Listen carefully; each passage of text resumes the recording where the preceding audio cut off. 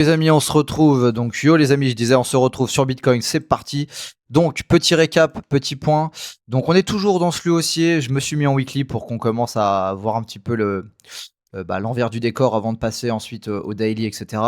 Donc, on est toujours en train de travailler. Donc, ce gros FVG qui s'arrête en weekly au 86 000, en daily qui continue jusqu'au 88 500. Donc, techniquement, on pourrait retravailler tout ce gap. Ce qui peut être intéressant, les amis, ce qui peut être intéressant, ça serait de tirer à nouveau un Fibo juste pour avoir une petite idée. Donc, je vais prendre ça qui va me permettre de stick. Voilà, ça et ça. Est-ce que je peux stick? Pas vraiment, mais c'est pas grave, on va faire comme ça. Allez, tac.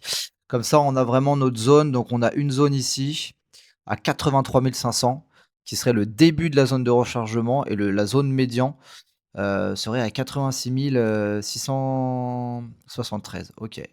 Ouais, donc ça fait sens. Je pense qu'en vrai, s'il y a une clôture pour moi, c'est simple. Tant que même une prise pour moi, c'est s'il y a vraiment une clôture journalière au-dessus des 91 000, bah, vraiment là, c'est entre guillemets, c'est qu'on va casser je pense cette résistance pour aller un peu plus haut, voire même retravailler un peu plus de faire le gap haussier. En tout cas, voilà, pour moi, c'est entre guillemets, ça reste baissier tant qu'on n'a pas une clôture, je sais pas, au-dessus de cette mèche. Donc, allez, 92, 91, 92. Donc, il faudrait, si je veux jouer le trade avec plein d'ordres ici, il faudrait que mon stop loss soit peut-être, je sais pas, à 93 par ici. Donc voilà, on va passer tout de suite en daily pour voir un petit peu la différence. Donc en daily, même chose, flux haussier, etc. Sauf que là, on a marqué un petit rejet dans l'order block, entre guillemets. Donc là, j'ai mis des deux alertes. C'est pour ça que restez bien attentifs. Ne partez pas trop vite, les gars, vous allez louper des bonnes infos. Donc, on a un petit rejet ici dans l'order block, en fait, à ce niveau-là. Et pour l'instant, on consolide un petit peu. Mais pour l'instant, ce qui est du coup assez probable, quand on va se mettre peut-être en 4 heures, ça sera peut-être plus lisible. C'est un petit peu plus lisible en 4 heures, en effet. Donc là, bam, on voit qu'il y a un gros rejet ici dans ce order block. Blam. Et bah, du coup, ce qui est très probable, c'est d'aller chercher le plus bas qu'on a laissé ici. Vous voyez, regardez-moi le pic de volume. Et donc, ça serait potentiellement d'aller faire soit ça, prise et on repart. Donc ça, après, ça peut prendre différentes formes. Soit tout simplement d'aller chercher carrément cette zone ici. Je vais enlever ça. Donc j'ai mis 2 alertes et donc je vous conseille, enfin je vous recommande même chose, de mettre des alertes et de regarder ce que le prix fait. C'est-à-dire que si le prix vient ici et là qu'on voit qu'il y a de la force ici en 5 minutes, bah, ça peut être intéressant pour jouer, un mouvement un peu plus haussier, parce que le flux est toujours haussier. Donc pour l'instant, si vous voulez prendre des longues, spéculer plutôt, en long qu'en short, pas avec des grosses positions parce qu'on est plus vers la fin du mouvement que vers le début, mais le flux reste haussier pour l'instant. Donc j'ai mis 2 alertes. Une alerte, pour être exact, à 79 120 et une alerte à 77 000, 78 000 quasiment, globalement. Donc après, j'irai en 5 minutes pour voir un petit peu si on a un changement de structure là-dedans. Voilà, une fois que ça c'est dit, on n'oublie pas donc le graphique CME, très intéressant. Je vais pas toucher mes dessins pour l'instant. Voilà, même chose. Donc le CME, bon, globalement, le gap, il s'étend un petit peu plus haut, hein. On voit que le gap, il reste encore de la marge. Donc, faut pas être étonné que ça continue de prendre un petit peu en valorisation. Ensuite, bah, le pétrole, mine de rien, il se maintient à des niveaux assez importants. 97, hein, ça reste très élevé, les gars.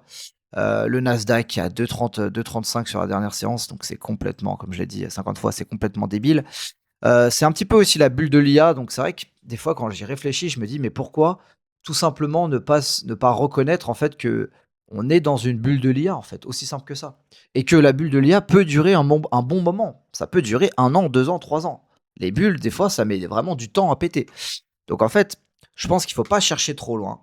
On est dans une bulle de l'IA, ça c'est sûr.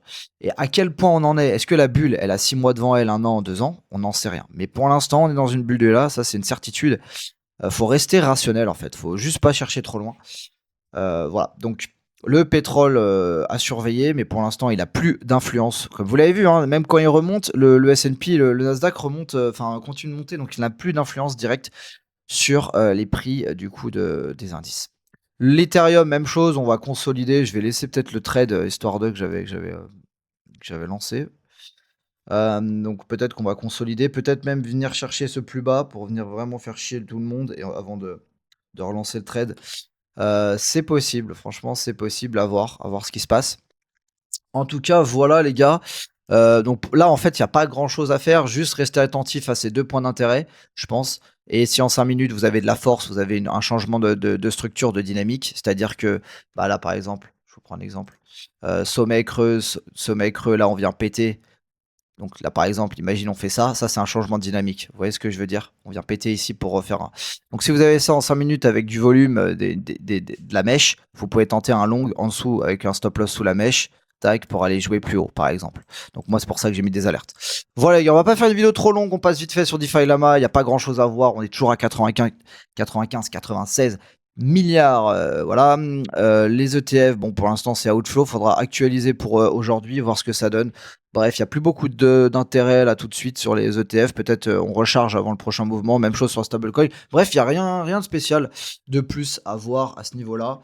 Voilà, je rappelle quand même qu'on est dans cette zone qu'il faut faire extrêmement attention. Personnellement, je vais remettre, là je vais supprimer, mais j'aurais peut-être pas dû d'ailleurs. Je vais remettre pas mal d'ordres de short, mais je vais mettre un peu plus light et monter un peu comme ça au milieu.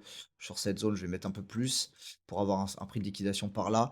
Et sur Ether un peu même chose en vrai. Je pense qu'un peu, ouais, après Ether il est plus. Je vais jouer un petit peu le gap peut-être. Donc voilà, à voir. Mais personnellement, en vrai, de court terme, voilà, court terme peut-être plus. Comment dire, peut-être plus chercher un long comme on l'a dit pour aller continuer le mouvement et moyen terme chercher vraiment à shorter toute cette zone pour jouer le mouvement complet. Voilà pour la vidéo. Ciao les gars.